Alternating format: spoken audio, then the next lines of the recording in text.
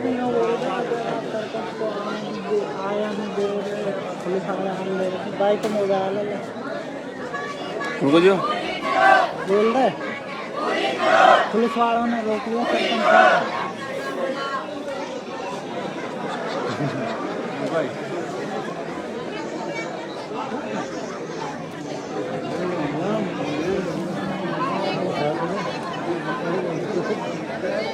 धरना स्थल से सीधी लाइन अगर आपको रोक लिया गया पुलिस वालों ने धरना स्थल पर नहीं आने दिया।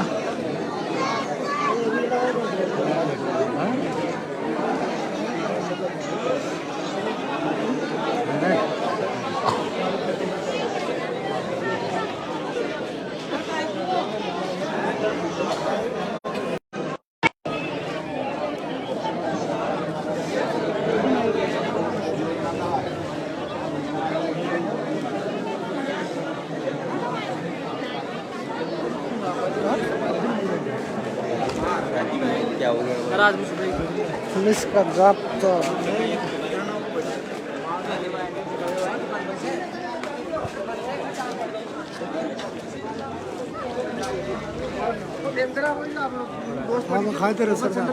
बाइक को मोबाइल चल रहा है रोक लिया ना कहीं गाड़ी और तो जब्त कर दूंगा इधर पे बैठो आगे थोड़ी आगे थोड़ी सा आगे घर ये घर में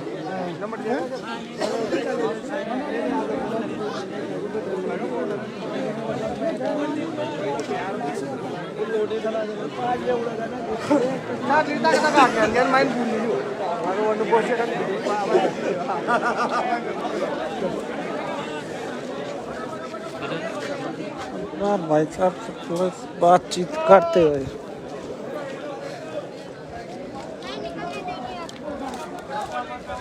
सरदार को आना नहीं दे रही पुलिस।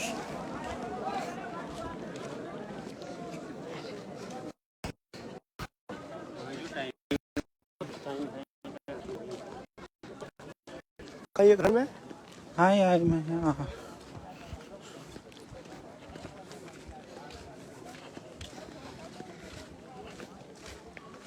हाँ आराम से हम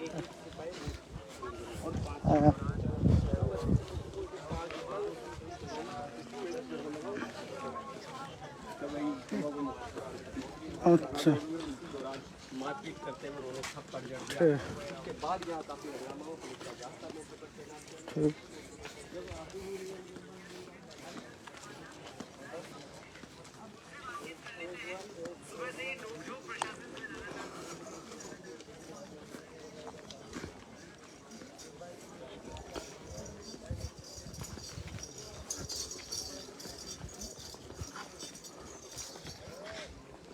कहाँ है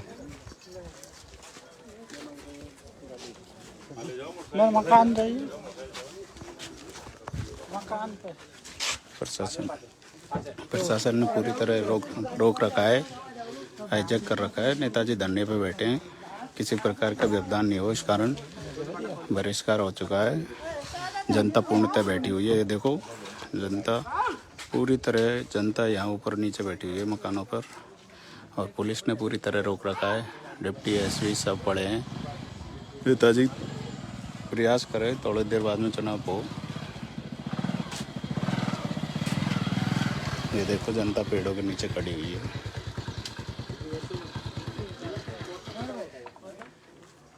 ये पुलिसों का काफिला, पुलिस ने छावनी बना रखा है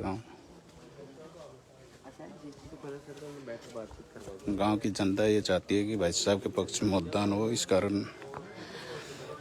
प्रशासन ने जानबूझकर 3 वोट दिला दिए, इसलिए बहिष्कार नहीं माना जाएगा, नहीं तो वापस रिपोलिंग होती। इसलिए जनता 3 वोट दे चुकी है, तो चुनाव में वोट पड़े नहीं पड़े अब बहिष्कार नहीं माना जाएगा। इसलिए भाई साहब धरने पे बैठे हैं। 3 बजे बाद में क्या निर्णय आता है, एक तरफा वोटिंग होगी। 900 वोट है इस गांव के करीब से करीब 900 वोट भाई साहब के पक्ष में थे पहले भी अब भी, लेकिन क्या है प्रशासन ने जानबूझकर जो कष्ट किया है वो नुकसानदायक होगा। एसडीएम को थप्पड़ मारा तो उन्होंने क्या है एक विकलांग आदमी को वोट दिला रहा था। बोलो सर कुछ, मैं वहाँ से मेरे भाइयों, चारों तरफ से पुलिस की नाकाबंदी है और कोई भी किसी को अंदर नहीं जाने दे रहे। इस गांव में 100% वोट भाई नरेश मीणा के है। गांव वोट देने नहीं चाह रहा था, लेकिन उनकी मांग थी कि जो हमारी तहसील है वो उनियारा रखी जाए, क्योंकि उनियारा यहाँ से 10 किलोमीटर है और उन्होंने इस गांव की तहसील को देवली बना दिया। जो देवली यहाँ से 45 से कितने किलोमीटर है, 80 किलोमीटर है। भाई नरेश को चाहने वाले किसान कौम के भाई इस गांव में बहुत है, वो नरेश, लेकिन बीजेपी के प्रशासन ने 3 वोट डलवा दिए हैं। उन 3 वोटों की वजह से ये दोबारा वोटिंग नहीं हो सकती, वोटिंग कैंसिल नहीं हो सकती। अब ये स्थिति है कि नेताजी को अंदर बैठा रखा है और हम यहाँ पर पड़े हुए हैं, और ना तो ये वोटिंग, यदि ये वोटिंग होए तो उतना टाइम बचा नहीं कि पूरी वोटिंग हो जाए, और ये वोटिंग जो कैंसिल वोटिंग हो नहीं सकती, क्योंकि 3 वोट पड़ चुके हैं। इस तरह की साजिश यहाँ पर की है, क्योंकि जो जिस गांवों में भाई साहब के 100% गांव हैं, उन गांवों में यही रणनीति अपनाई थी। मैं तो ये कहूँगा, भाई साहब से मैं मिल नहीं पा रहा हूँ, मैं यहाँ खाट में पड़ा हुआ हूँ।